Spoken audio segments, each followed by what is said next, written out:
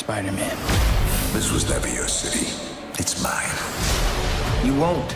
In the end, it's a leap of faith. Can't stop me now!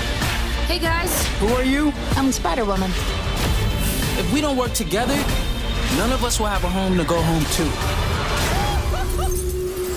We taught him that, right? I didn't teach him that, and you definitely didn't. Into the Spider-Verse. Spider-Man Into the Spider-Verse is the newest animated movie from Sony based on the character of Spider-Man, and I'm the kind of guy who grew up with the Peter Parker version, and this movie has been sold as the Miles Morales version. And not that I never really liked him, just that I didn't find him that interesting. But after this movie, yeah, I might actually want to see Miles in the MCU than Tom Holland's Peter Parker, because this is right off the bat my favorite comic book movie of this year, not only because it stands strongly on its own, but because it's just this great sense of fun that Spider-Man is and should be. And we've got like 6 types of Spider-Man in this movie. Miles, Peter from another dimension, you got Spider-Gwen, whom I crushed on while watching this, Spider-Man Noir voiced by Nicolas Cage, Penny Parker and her robot something. This one I don't really know. I mean, she was, I think, created exclusively for the Spider-Verse storyline in the comic books. And Spider-Ham, well, he's from Looney Tunes directly.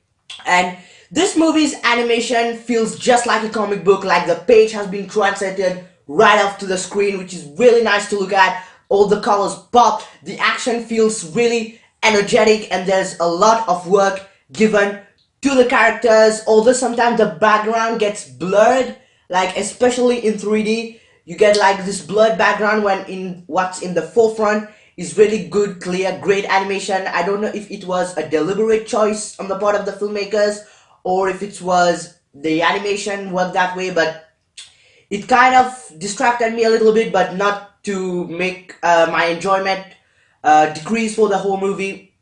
And all the voice work is great. Like I said, the animation's good. And Kingpin. We've seen Kingpin in Daredevil Season 3. And he's menacing there. And I was kind of like going into this one a bit skeptical because maybe they were gonna ruin Kingpin because this is after all a kids movie aimed at a young audience. But no, if you know the Kingpin, his motivation is pretty much the same, and this time some things have happened and he's menacing, and sometimes he gets a little bit cartoonish. I mean, the character design alone, it's like a big guy like this, black suit and his face like here. The character design might be a little cartoonish, but his motivation's there and he's threatening when he needs to be. And there's a whole bunch of side villains like the Prowler, Miles' uncle, Aaron Davis, a twist which I saw coming like from a mile away, pun intended.